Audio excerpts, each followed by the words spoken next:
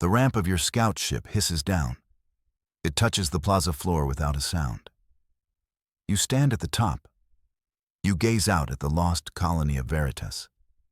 The city is perfect. The towers are clean. The streets are clear. It looks like the inhabitants just left for lunch and never came back. You walk down the ramp. Your mag boots make no noise on the metallic ground. The silence here is a physical thing. It presses against your eardrums. It is heavier than any sound.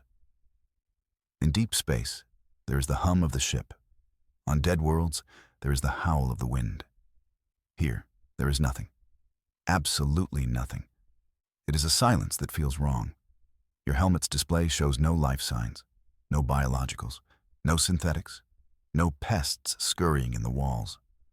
The colony's final report said simply, "Mission failed." 5,000 colonists vanished. No bodies, no signs of struggle. Just an empty city waiting for a new owner. You were sent to find out why, and maybe call dibs on the real estate. A little dark humor for a dark place. You walk toward the central spire. It rises like a silver needle into the pale sky. The twin suns of this system cast no shadows. They hang at opposite ends of the sky. Light comes from everywhere. Everything is flat and shadowless. It's like walking through an architect's render. A render that someone forgot to turn off. You notice something strange. Your footprints are not kicking up dust. There should be dust. Decades of atmospheric settlement, micrometeorite debris, pollen from the native flora. But the ground is pristine. You kneel down. You wave your gloved hand over the surface. Tiny particles float just above the ground. They are frozen in the air. Motes of dust hang suspended. They are held in perfect crystalline stasis. They don't swirl. They don't drift. They just hang there. 1,000,000 tiny statues. It defies every law of physics you know. You stand up and walk forward. You watch the air in front of you. Your movement creates no wake. The dust particles do not stir. It is as if the air itself has solidified. But you can breathe. Your suit confirms the atmosphere is normal. Nitrogen, oxygen, a bit heavy on the argon. Nothing that would turn the air to jelly. This isn't just an empty city. This is a monument to a moment. A single moment, frozen in time. The dust never settled. The last breath of the colony never dispersed. It's still here, waiting. You feel a chill that has nothing to do with the temperature. This place is not dead. It's paused. Suddenly, the ground trembles. It is not a violent quake. It is a deep, resonant hum. The vibration travels up your boots. It shakes your very bones. The suspended dust shimmers. The particles vibrate in place. A low thrum echoes through the silent city. Then it stops. The silence that returns is even deeper than before. But something has changed. In the center of the plaza, a section of the ground has shifted. A perfect square of metal and stone has recessed. It reveals the edges of a massive hatch. It is nearly invisible. The seams were flawless. Without the tremor, you would never have found it. You approach the hatch cautiously. Your scanner whirs to life. It maps a huge space below the plaza. A deep chamber, heavily shielded. The colonists were hiding something. Something important. The official record said this colony was a simple agricultural outpost. A place for new beginnings. Apparently, they were also big on secret underground lairs. Standard for farmers, right? The hatch has a single recessed console. No lock. No password prompt. Just a handprint scanner. It glows with a faint, welcoming light. As if it was waiting for you. For any human hand. You hesitate for a moment. And then you press your gloved palm against the screen. The hatch opens. It slides aside with a whisper of displaced air. A ramp leads down into darkness. You descend into the archive. The air is cool and still. Your helmet light cuts a sharp beam through the dark. The ramp ends in a vast circular chamber. Racks of data crystals line the walls. They stretch up into the gloom, thousands of them, a library of forgotten knowledge. But they are all dark, powerless, except for one. In the exact center of the room, a single terminal stands alone. It glows with a soft blue light, a beacon in the mechanical graveyard. It seems impossible that it would still have power. The colony's primary reactor has been offline for 60 years. This must be on a separate, dedicated system. You walk to the terminal. Its screen is blank except for a single icon, an audio file, labeled only with the commander's insignia. Commander Eva Rostova, a name from a history file. The woman who led these 5,000 souls to this silent end. You tap the icon. A voice crackles to life in your helmet.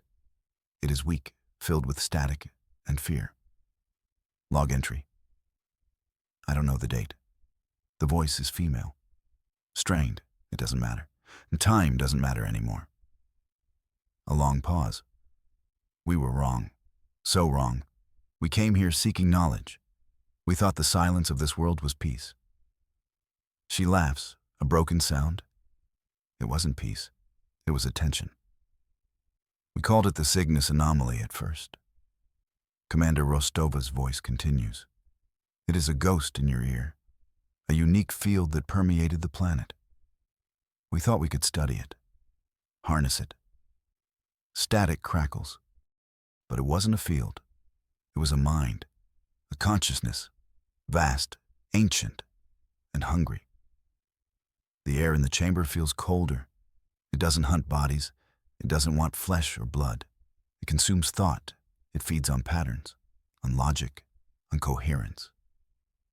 You look around the dark archive. The unpowered data crystals suddenly seem like headstones, memorials to dead information. It started subtly. The commander's voice is barely a whisper now. A scientist would forget a formula. A pilot would miscalculate a trajectory. Small errors. We called it cognitive drift. You remember the colony's report? Mentions of decreased efficiency, rising accident rates. It was dismissed as settlement stress. But then it got worse. People would stop mid-sentence. They would just stare, their thoughts unraveling, their minds being erased. We watched our brightest people become empty shells. Their coherence, their very self, siphoned away. It was an enemy we couldn't see, an enemy we couldn't fight. How do you shoot a concept? We were losing. Rostova's voice gains a flicker of strength. Our logic, our science, our reason, these were its food. The smarter we were, the more we tried to understand it, the faster it consumed us. A pause. Then came the breakthrough. From the most unlikely source. A child's drawing. You can almost picture it. A desperate command staff. The greatest minds of the colony. And a child's crayon drawing becomes their salvation. It sounds like a bad movie plot. But here, in this tomb, it feels terrifyingly real. The drawing made no sense, the commander says. A purple sun, a house floating in the sky. It was illogical. It was fanciful. And the entity recoiled from it. Her voice fills with a strange awe. We had found a flaw, a glitch in its nature. It fed on logical patterns, but it could not process irrationality. Our greatest weakness became our only weapon. The words echo in the chamber, our capacity for hope when there is none, our faith in things unseen, our love, our dreams, our stupid, stubborn belief that things will get better. Her voice cracks. Human irrationality. It was like poison to the star-born mind. It was a language it could not comprehend. As the commander speaks of the entity, it hears you. Your mind has been focused. You have been processing the information. You have been building a logical picture of the threat. And in doing so, you have lit a beacon for it. The air in the archive drops in temperature. Your suit's heater kicks on, fighting a sudden, unnatural cold. A whisper slithers into your helmet. It is not a sound.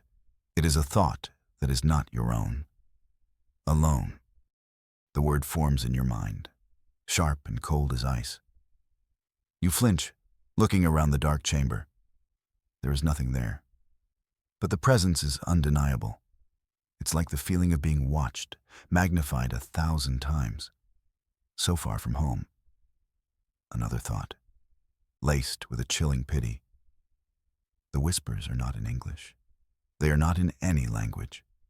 They are pure concepts, injected directly into your consciousness.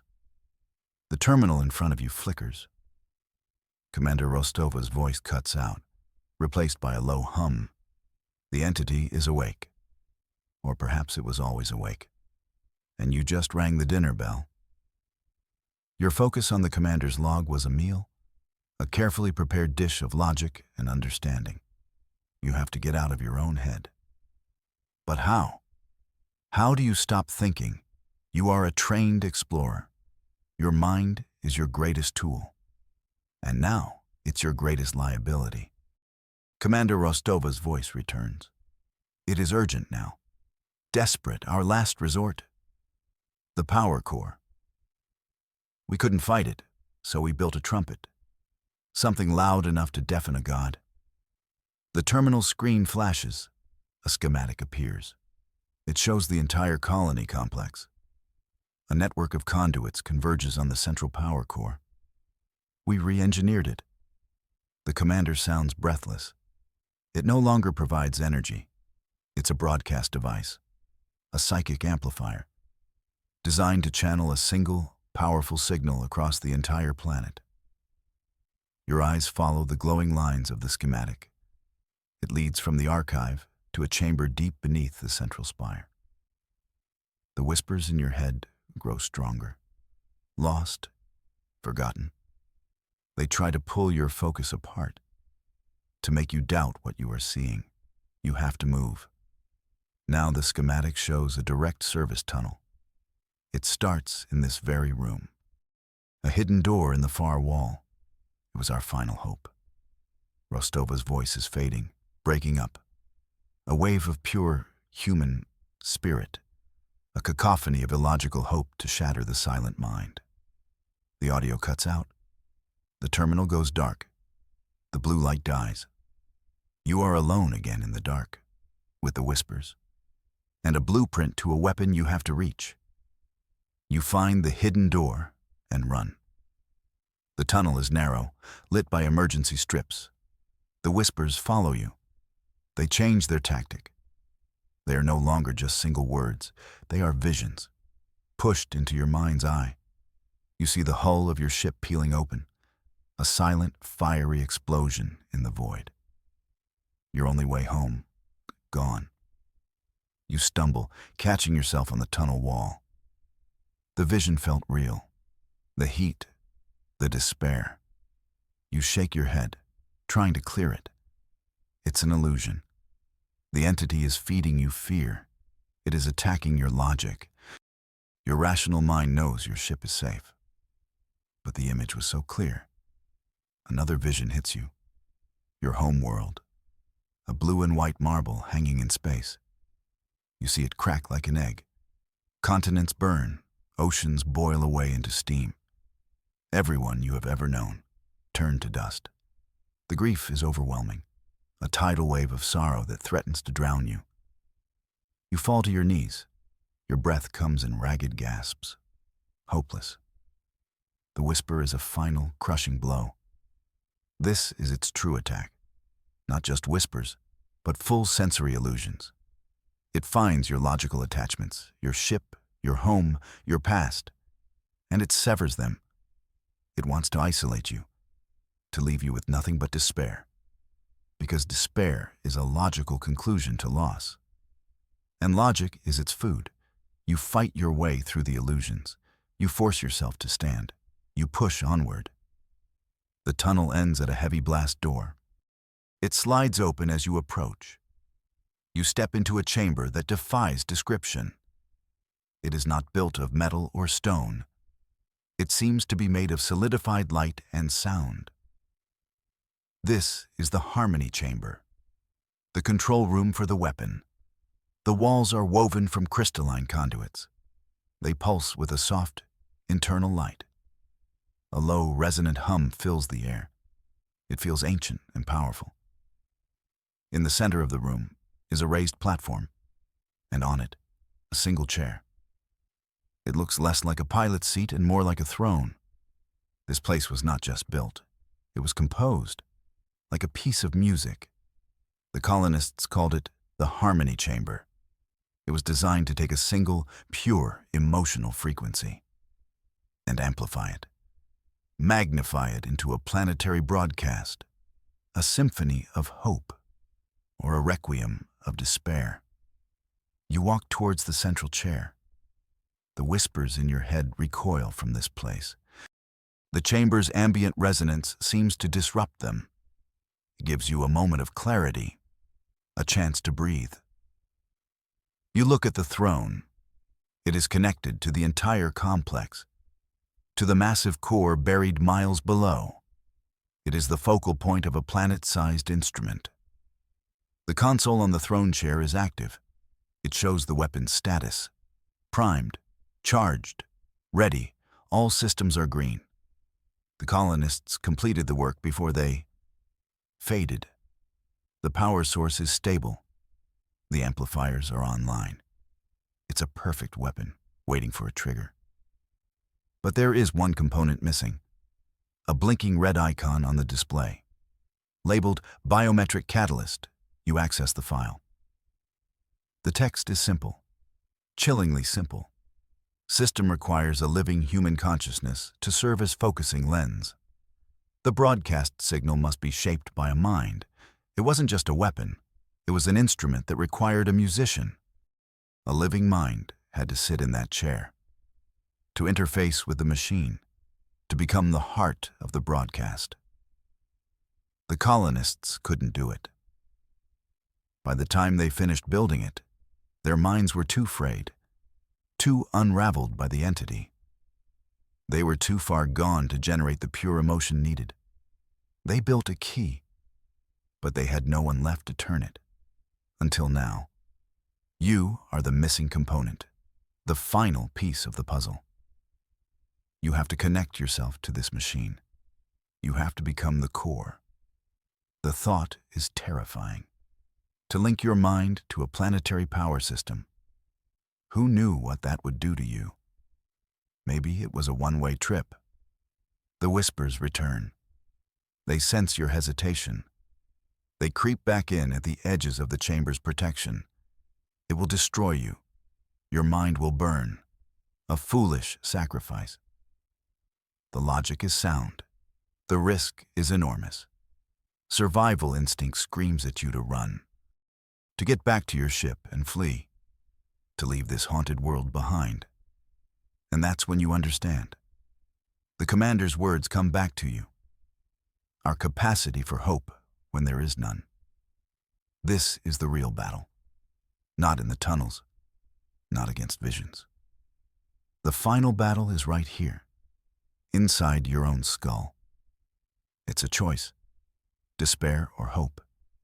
You have to build a fortress of hope in your mind, an illogical, defiant, gloriously stupid hope. You close your eyes. You force the visions of your burning home away. You replace them. You picture your ship, safe and sound. You picture your family, waiting for you. You imagine the victory parade they'll throw, probably cheap champagne. But it's the thought that counts. You embrace the irrational. You choose to believe you will succeed. Even though logic points to failure, you focus on the feeling, the warmth of sunlight on your face, the taste of your favorite food, the sound of a loved one's laughter. You build a wall of these moments, a fortress of illogical optimism. The whispers scream in your mind. They sound like static, like noise against a pure signal. They are losing their grip. You sit in the throne. You place your hands on the armrests. Interface ports slide out. They gently connect to your suit's gauntlets. A wave of information floods your senses. But it's not data. It's feeling. You feel the entire colony at once. The silent streets, the sleeping towers, the humming core deep beneath you. You are the ghost in this machine. The chamber hums louder. The light in the conduits intensifies. Power surges up from the planet's heart. It flows into you, through you. You are the lens, the focus point for a star's worth of energy. Your mind expands. It stretches to fill the entire complex. You are no longer just you. You are Veritas. The whispers try one last, desperate attack. They show you your own death, your body turning to dust in the chair, your consciousness dissolving into the machine. A logical, probable outcome. But you hold on. You cling to that fortress of hope. You are the pilot now. You control the storm. You feel the weapon charging. It is a rising crescendo in your soul. A buildup of immense potential. The entire planet seems to be holding its breath. The suspended dust in the city plaza begins to vibrate, shaking off 60 years of stasis. Waiting for the downbeat, you are ready to conduct the symphony. You open the floodgates of your mind. You don't push a button. You just let go. You pour every ounce of illogical hope you have into the machine, every happy memory, every dream for the future, every stupid, funny, wonderful, irrational piece of your human spirit. You broadcast it.